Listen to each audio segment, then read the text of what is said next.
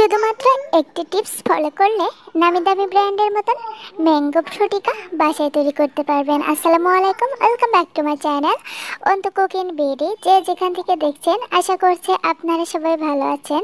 আজকে আমি আপনাদের সাথে শেয়ার করতে যাচ্ছি ম্যাঙ্গো ফ্রুটিকা।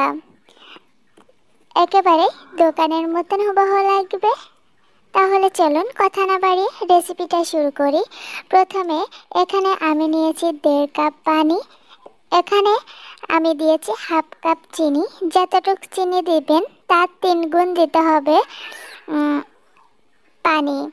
তো আমি এখানে হাফ কাপ চিনি দিয়েছি, এটাকে 3 গুণ পানি দিয়ে দিয়েছি। আর এটাকে এখন আমি ফুটিয়ে নেব। বলক আসলে তারপরে 2 মিনিট এটাকে ফুটিয়ে নামিয়ে নেব। এই সিরকাটা একেবারে পাতলা হবে।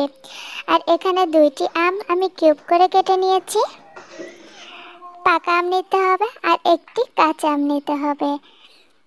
এটাকে আমি 1 কাপ পানি দিয়ে এটাকে 5 মিনিট জাল করে নিচ্ছি। 5 মিনিটের ভিতরে এটা খুব সুন্দরভাবে সেদ্ধ হয়ে যাবে। তো দেখতেই পাচ্ছেন আমটা সেদ্ধ হয়ে গেছে। এটাকে ঠান্ডা করে আমি একটি মিক্সিতে দিয়ে যে আমের এক্সট্রা পানি আছে ওটাও দিয়ে ভালো করে ব্লেন্ড করে নিচ্ছি। তো ব্লেন্ড করা হয়ে গিয়েছে। বাস দেখতেই পাচ্ছেন কতটা স্মুথ একটি ম্যাঙ্গো পাওয়া গেল। দেখতেই পাচ্ছেন এটার ফিটনেসটা কেমন আছে।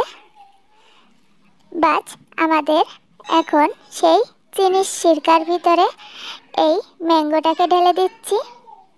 বাস আমাদের ফ্রুটিকা কিন্তু এই পর্যায়ে একেবারে রেডি হয়ে গিয়েছে। আমি এটাকে হ্যান্ড মিক্সার দিয়ে খুব ভালো করে মিক্স করে নিচ্ছি, যতক্ষণ না ভালোভাবে মিক্স হচ্ছে। তো দেখতেই পাচ্ছেন একেবারে পারফেক্টভাবে মিক্স হয়ে গিয়েছে। এটাকে আমি এখন একটি মিক্সিং বোলে রেখে দিচ্ছি। রেখে ফ্রিজে নরমালে 2 ঘন্টার জন্য রেখে দিব।